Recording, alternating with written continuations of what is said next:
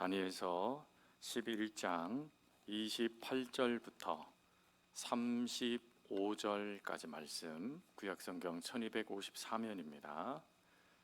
우리 28절부터 35절까지 말씀을 함께 봉독하겠습니다.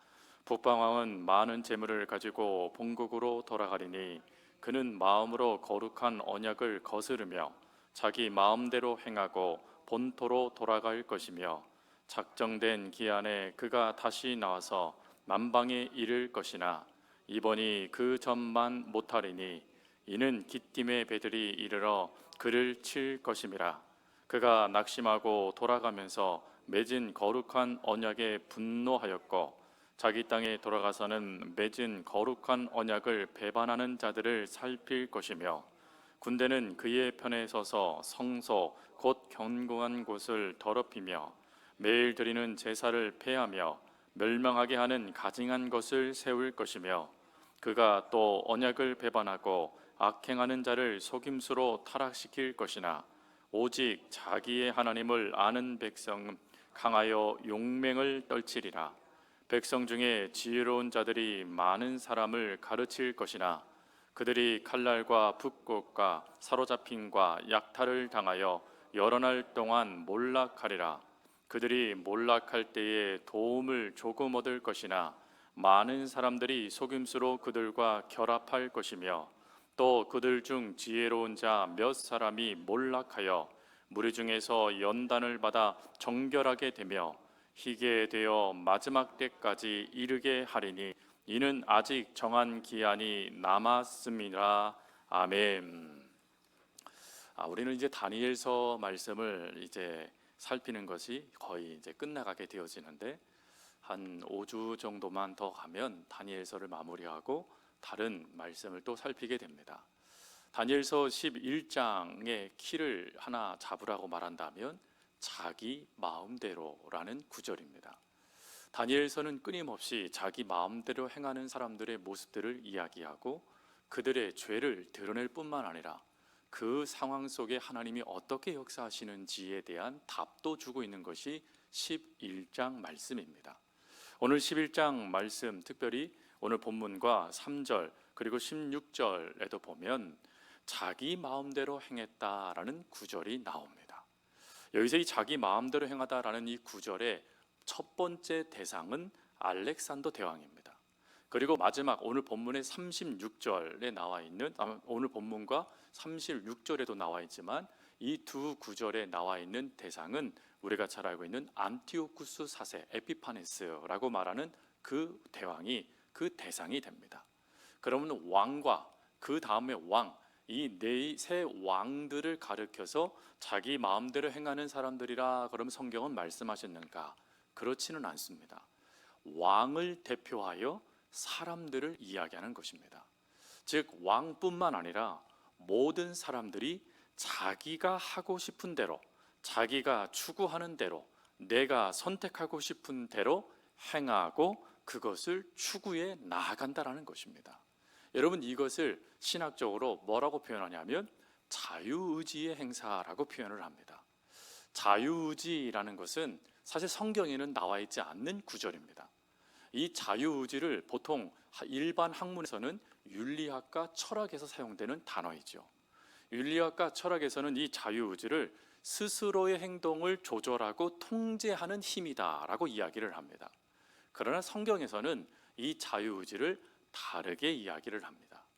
성경에서는 자유의지는 사람의 선택이라는 이 절대 명제는 동일합니다.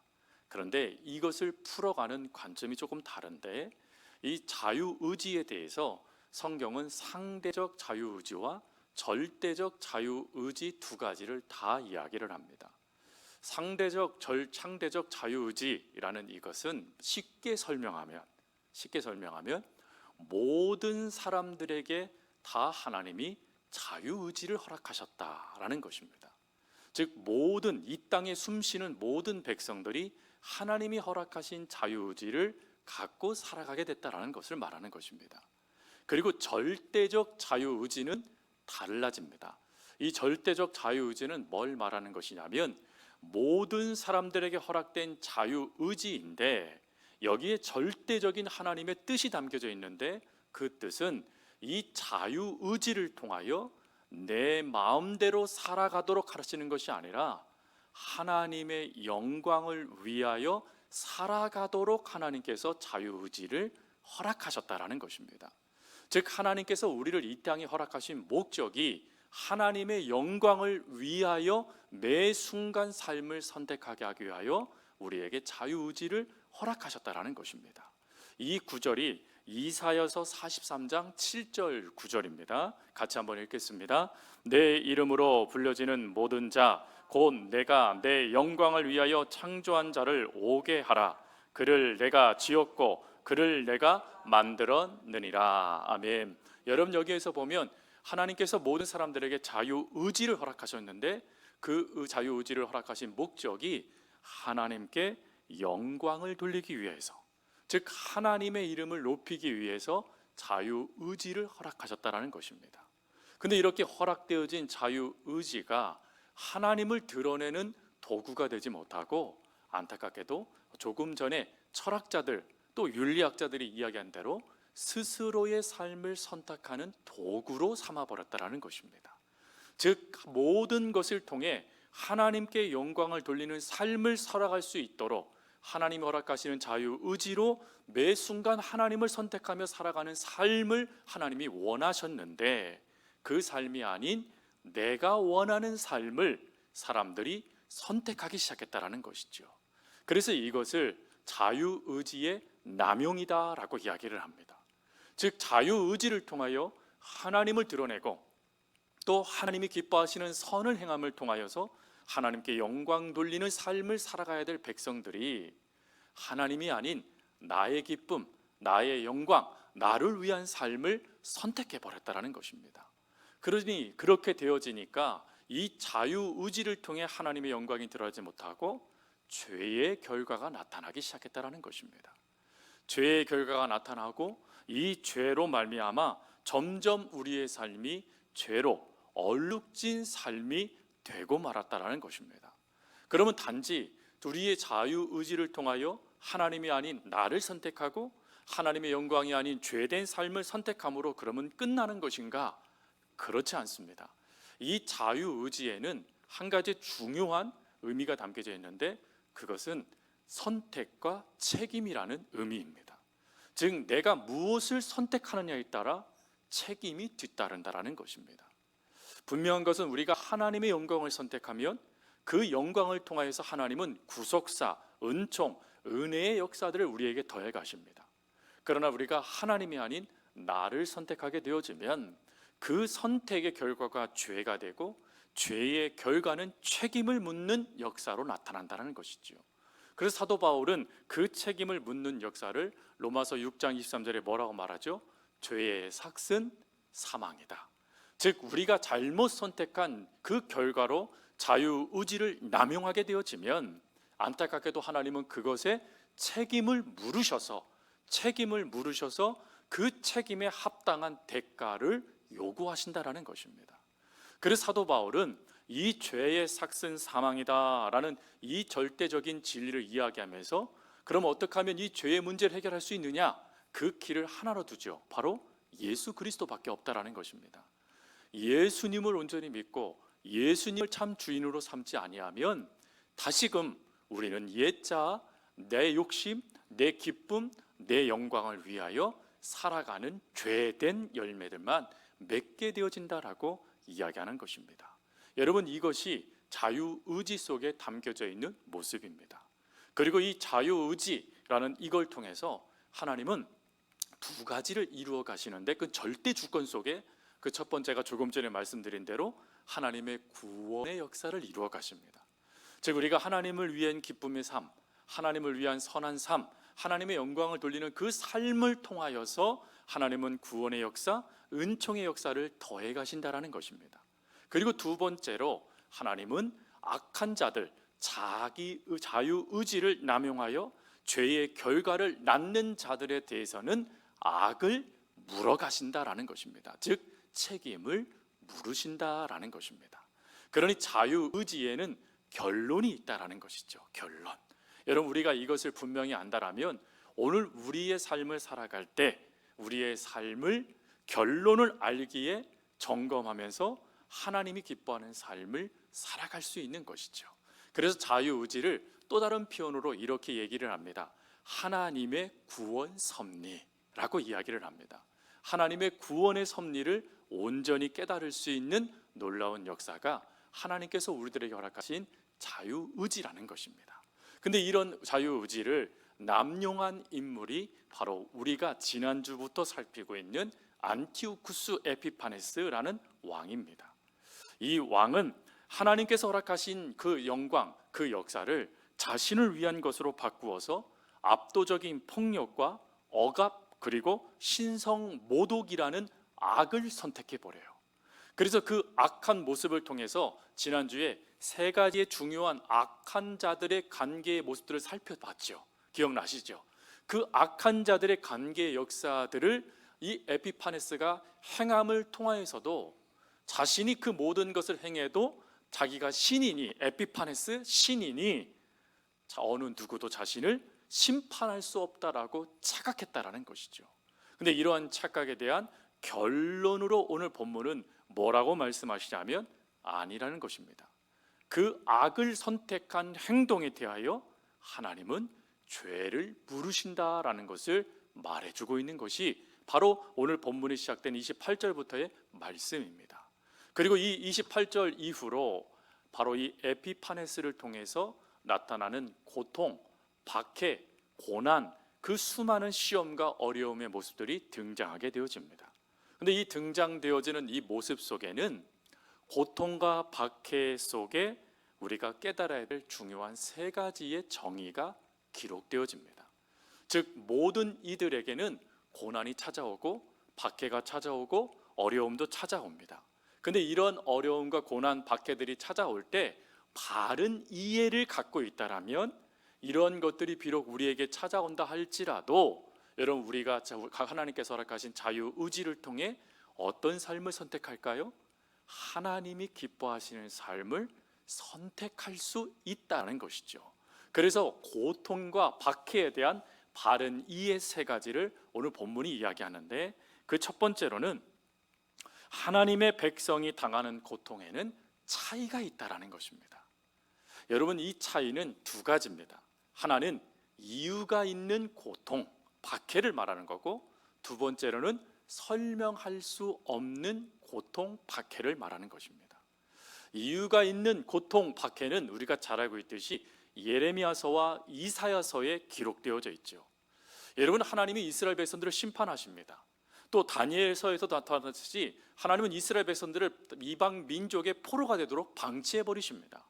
왜 그런 고난, 왜 그런 고통이 그들에게 찾아왔습니까? 이유는 하나님께 반역하고 악을 행했기 때문에 그렇습니다. 즉 하나님 없는 종교 생활에 빠지고 하나님이 아닌 다른 신을 섬기는 우상 숭배의 모습에 그들이 사로잡혀서 자초한 고통을 당한 것입니다. 그것이 바로 예레미야서와 이사야서에 기록되어져 있는 이스라엘 백성들의 고통과 박해를 받은 이유입니다. 그런데 이것은 이렇게 설명할 수 있지만 여러분 조심해야 될 것이 있습니다. 그게 두 번째 고통의 이유예요. 그것은 도무지 설명이 되지 않는, 아니 설명할 수 없는 고통도 있다는 것입니다. 즉 내 안에서 문제를 찾을 수 없습니다. 내 안에서는 문제를 찾을 수 없고 나는 하나님을 잘 믿고 있습니다. 하나님을 온전히 의지하고 있습니다. 그런데 내가 고통을 당하는 거예요. 어려움을 당하는 것입니다. 가끔 성도들이 오류를 범하는 것 중에 하나가 바로 여기에서 나타납니다. 즉 성도들이 어려움을 당하고 고통을 당하면 스스로도 혹 내가 죄를 지었나 하는 생각을 갖는 것입니다. 아니에요 여러분, 설명되지 않는 고통도 있다라는 것입니다. 아니 설명해서는 안 되는 고통이 있다라는 것이에요. 즉 우리 안에는 답을 찾을 수 없는 고통의 문제가 있다라는 것입니다. 그리고 이 고통의 문제의 답을 찾을 수 있는 것이 바로 오늘 본문에 나와 있는 에피파네스의 악행입니다.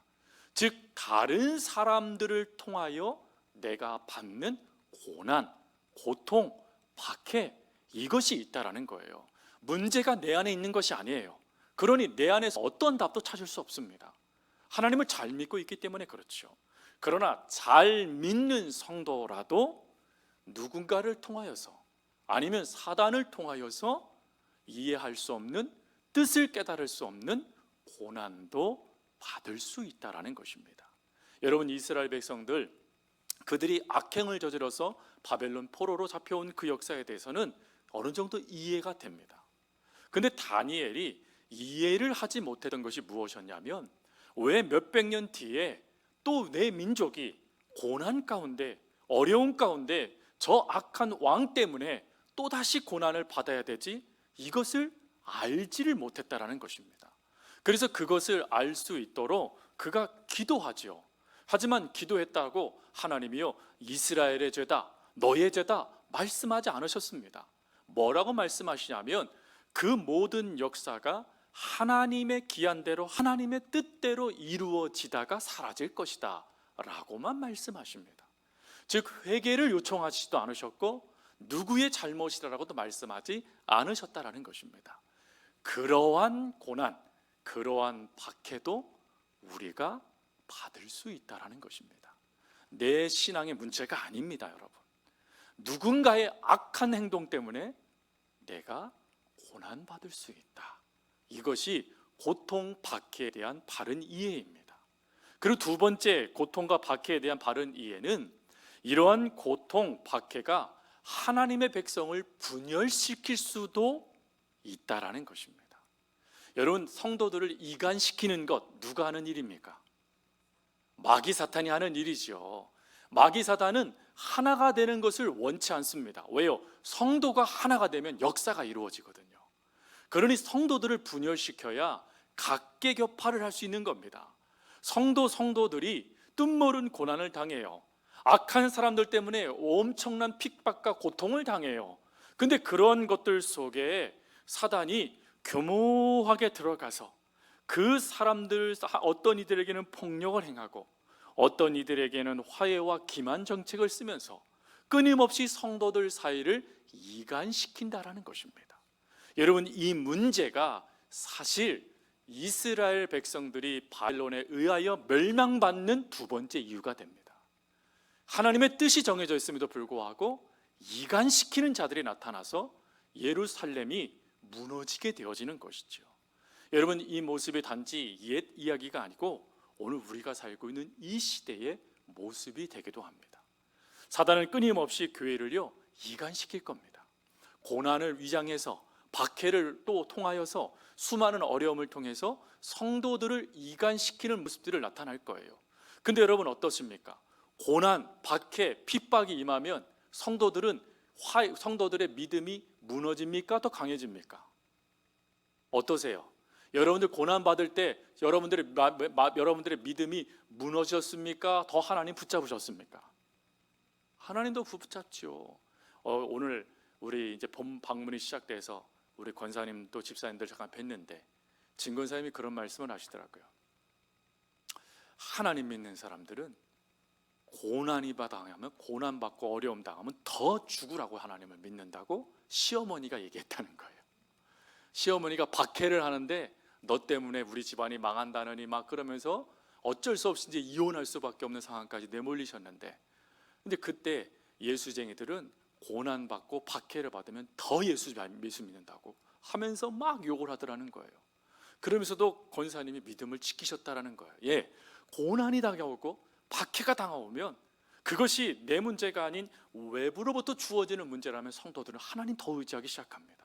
그런데 여러분, 이렇게 의지하는 이 틈을 파고드는 것이 바로 분열의 영이라는 거예요.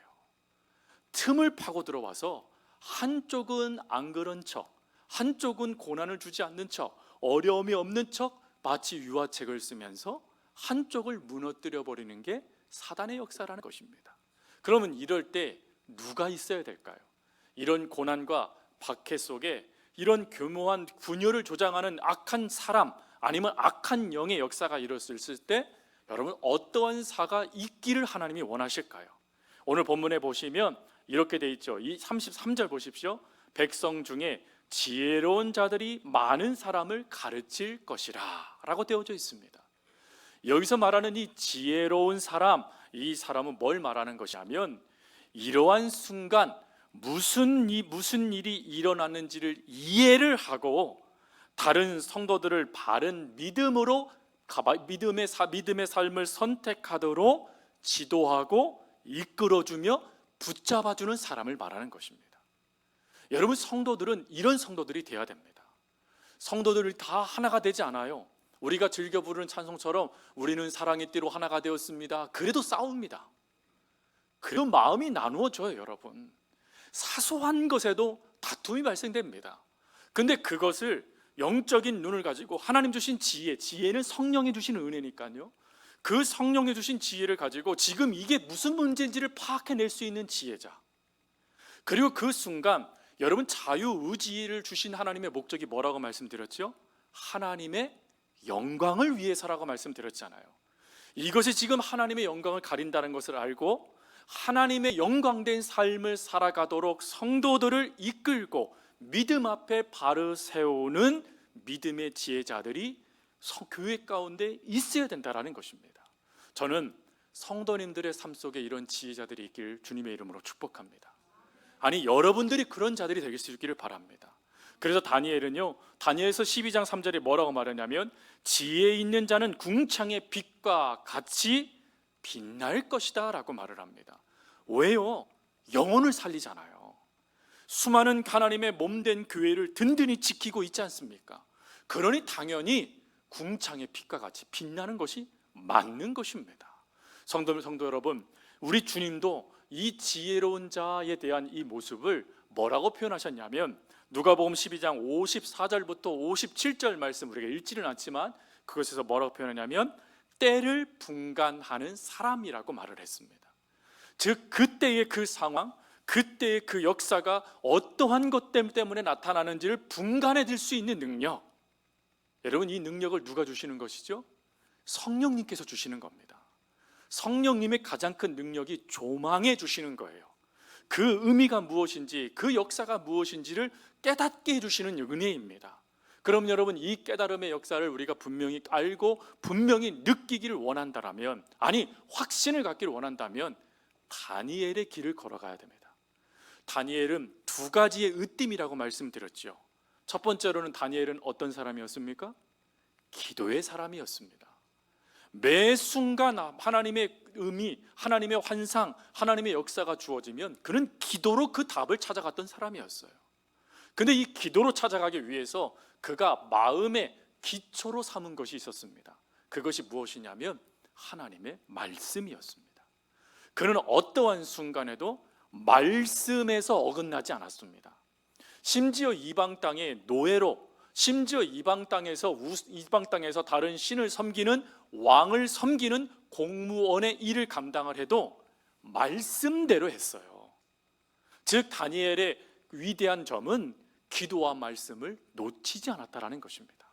기도와 말씀을 놓치지 아니하니 하나님은 다니엘에게 지혜로운 자의 삶을 무엇인지를 깨닫게 해주셨고, 그 깨달음을 가지고 앞으로 400년, 또 앞으로 우리들처럼 하나님을 믿고 나아가는 자들에게 있어서 어떠한 모습이 공동체 안에 있어야 되는지를 오늘 이 말씀을 통하여 깨닫게 해주고 계시는 것입니다. 성도 여러분, 분명한 것은 이런 지혜자도 고난 당합니다. 오늘 본문에도 분명히 나오지 않습니까? 지혜가 있어도 고난은 당합니다.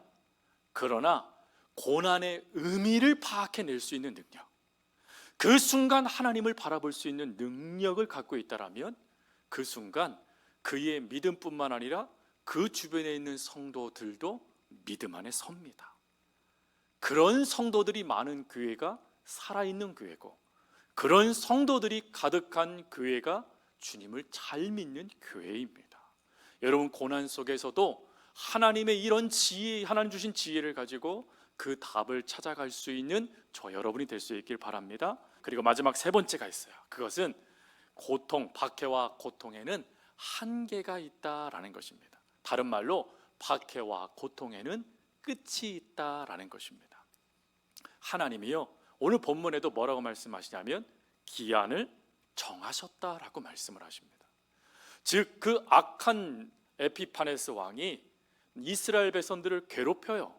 성전을 모독해요. 이스라엘 백성들을 많이 죽여요. 그 고난이 끊임없이 이어질 것 같은데 하나님은 그러지 않고 그 끝에 마지막이 있다라고 말씀하셨다라는 것입니다. 그 마지막에 대해서 다니엘서 8장 말씀을 가보면 이 마지막을 뭐라고 표현하냐면 세상의 종말이라고 사람들이 이해를 합니다. 그러나 그렇지 않습니다. 여기서 말하는 마지막은 또 오늘 본문에 나오는 기한은 악한 영의 역사가 끝나는 기한을 말하는 거예요.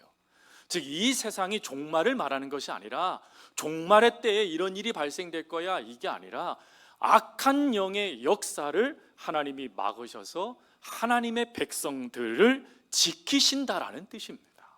여러분, 하나님께서 저와 여러분들이 당하는 그 고난의 끝을 정하셨다라면, 여러분 그 끝이 정해져 있다라면 그 끝날 때를 바라보면서 우리는 뭐 하면 돼요? 조금 더 참고, 조금 더 견디고, 조금 더 우리의 삶을 통해서 하나님을 더 믿어가면 되는 것 아니겠습니까? 근데 끝이 정해져 있지 않고 고난이 무한대로 이어진다고 생각해 보십시오. 어느 누가 그걸 감당할 수 있겠습니까? 어느 누구도 그걸 감당할 수 없을 뿐만 아니라 견딜 수 있는 이들도 없을 것입니다. 하지만 하나님께서 오늘 우리들에게 뭐라고 말씀하시냐면 끝이 정해졌다. 즉 악한 자들의 역사를 끝날 때를 하나님이 정하셨다라고 말씀하셨다라는 것입니다. 그러니 이 말씀을 믿는신다면 여러분, 고난이 다가왔어요. 뜻을 모르겠어요. 나는 하나님을 잘 믿고 있었어요. 하나님을 의지하고 있었어요. 그런데 누군가를 통해서 아니면 악한 영을 통해서 내가 고난을 받고 있어요. 그럼 무엇을 놓고 기도해야 될까요? 두 가지를 놓고 기도해야 되죠. 첫 번째, 하나님, 이 고난 속에 하나님이 깨닫기를 원하시는 의미, 그 의미를 깨달을 수 있는 은혜를 주세요. 기도하세요. 그리고 두 번째로는 하나님이 그 끝을 정하셨음을 믿습니다. 그 끝이 언젠지를 알지 못하지만 견딜 수 있는 믿음을 주세요 라고 기도해야 된다는 것입니다. 성도 여러분, 말씀을 정리하면서 분명한 것은 하나님께서 이 고난과 박해를 우리들에게 말씀을 통하여 이 악한 왕의 역사를 우리에게 보여주시는 역사는 우리들 보고 너희들 이런 고난 받을 거야, 박해 받을 거야, 무섭지, 두렵지 하라고 이 말씀을 주신 게 아니에요. 이러한 고난이 비록 다가온다 할지라도 누가 우리와 함께 하십니까? 하나님이 우리와 함께 하신다는 거예요. 누가 끝을 정해주신다는 겁니까? 하나님께서 끝을 정해주신다는 거예요. 누가 이 문제를 해결해 가십니까? 하나님께서 해결해 가신다라는 것입니다. 그걸 믿고 고난이 다가와도 두려워하지 말고, 박해가 다가와도 놀라지 말고 하나님을 더 믿어가라. 하나님이 이 말씀을 우리에게 주신 것입니다. 그러니 이 말씀을 기억하면서 어떠한 순간에도 하나님, 어떠한 순간에도 말씀, 어떠한 순간에도 기도하면서 우리들의 신앙을 온전하게 세워갈 수 있는 저와 여러분이 될 수 있기를 바라고, 그리고 조금 전에 말씀드린 대로 누군가의 지혜로운 자들이 되어져서 그들을 살리는, 그들을 온전히 하나님께로 이끌 수 있는 하나님의 사람들 다 되어줄 수 있기를 간절히 주님의 이름으로 부탁드립니다. 기도